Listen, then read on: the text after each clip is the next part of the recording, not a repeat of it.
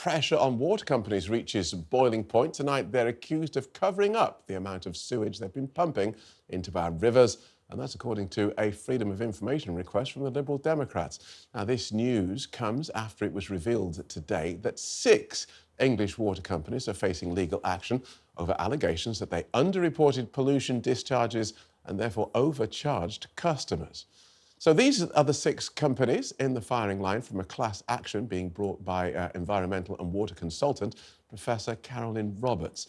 Seven Trent is the first firm to have action brought against it, with claims against the other 5 companies expected in the coming months.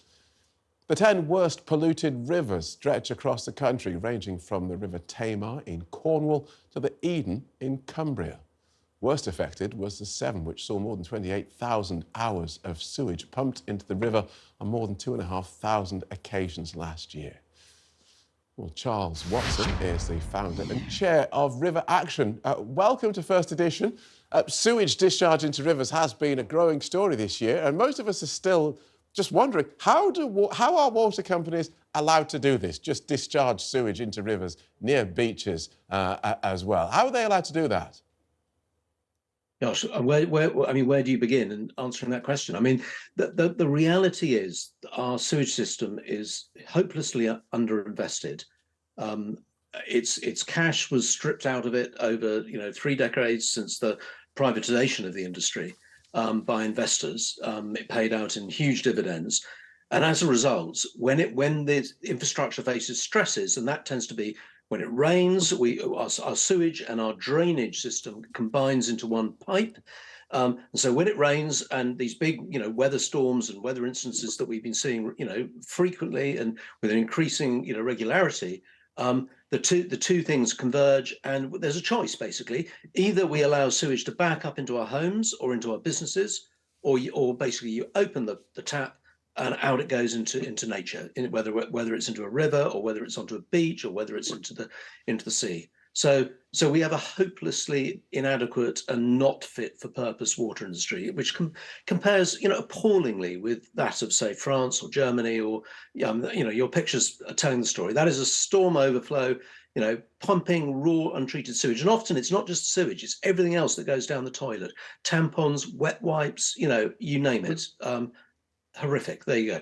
OK, so if Professor Roberts' class action is successful, then compensation, we're told, could be as high as £800 million, equivalent to 40 quid each. So where would that money come from? And would we end up just giving it all back to the water companies in increased charges? Well, I mean, you put your finger on the problem. I mean, as an environmental campaigner, I mean, the main thing I and my colleagues and many of our other organisations are focused on it. How do we clean up our rivers? And our rivers, last year on 400,000 occasions, raw sewage was tipped into them. And so, we need our water companies actually to be financially healthy. We need them to have the resources now to do what they failed to do over the last 3 decades, and that's to invest, put all their spare cash into infrastructure. So trying to compensate for what's gone wrong in the past it's a laudable action. And by the way, I think what Professor Roberts is doing is amazing. I mean, it's highlighting it's putting the spotlight on the issue. But I think what the real issue here is we have a broken system. We have a broken regulatory system. So what this claim is all about is that sewage companies are responsible for disclosing their instances of pollution. So that's a bit like you or me driving down the motorway, and whenever we break the speed limit, we are supposed to ring up the police and tell them we've committed a crime. And that is what the system has allowed. So basically all these companies, these multi-billion companies that have a monopoly business supplying the most important thing that we as human beings can have, which is fresh drinking water, as well as removing our waste, are responsible for disclosing their own misdeeds. Now, that is a broken regulatory system. OK, so off what needs looking at then? And what Professor Roberts is claiming is that these companies have deliberately and willfully misstated the instances of pollution. Now, we know that it's true because 18 months ago, the biggest fine for a water company, Southern Water, was fined £90 million for doing exactly what Professor Roberts is, alleging in this suit, for misreporting their pollution instances. And so it is clearly happening. And this is a major development. If this was proven true, it would prove categorically that our entire regulatory system, which has been in place now for decades, is basically a busted flush. All right, good talking to you. Thanks so much for joining us. Charles Watson from River Action. Well, let's bring tonight's panel, Sonia and Jeff, for their reaction. This is not the first time that we'll have talked about this story, but I feel like banging my head on the desk because I just can't believe this happens in a country like Britain. Well, I mean, one of the things that slightly concerned me in a weird way was the size of the fines.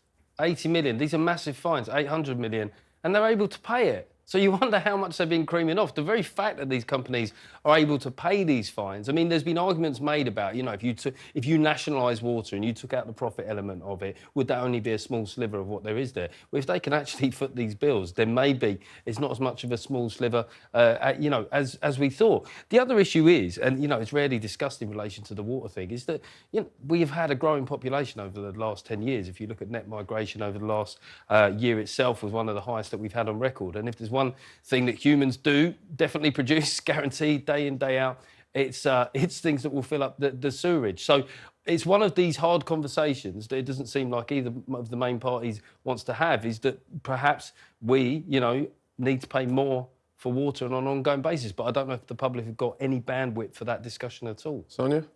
Well, I think one of the issues is that we've got this kind of Victorian infrastructure around water, which really required investment to keep pace with modern times.